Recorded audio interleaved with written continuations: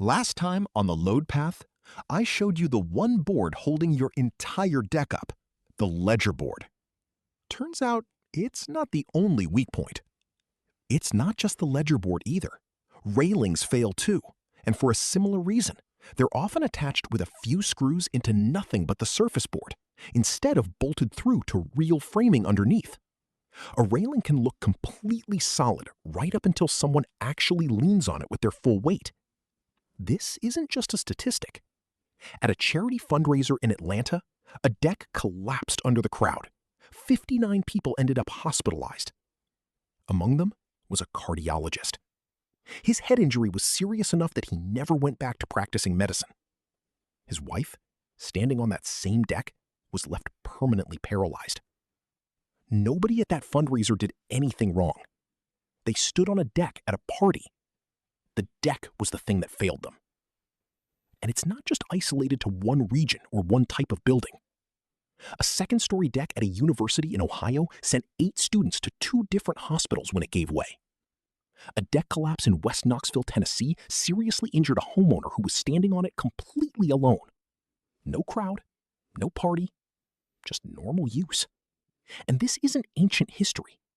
Just last year, a deck collapsed at a house in Virginia, only 6 to 8 feet off the ground. 5 people were taken to the hospital. Nobody died. But that's almost the point. It doesn't take a dramatic 3-story collapse to hurt someone. It just takes one bad connection and one completely ordinary gathering. These aren't rare, isolated events. The Consumer Product Safety Commission estimates around 6,000 people are injured every single year from porch, deck, and balcony failures in this country.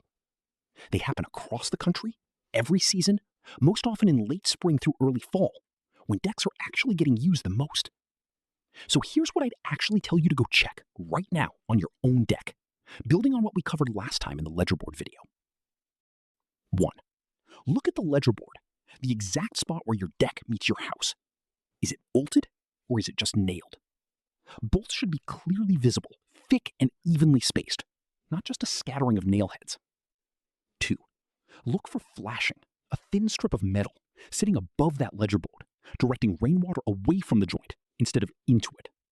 No flashing usually means water is already getting behind that board, whether you can see it yet or not. 3. Check your railings the same way.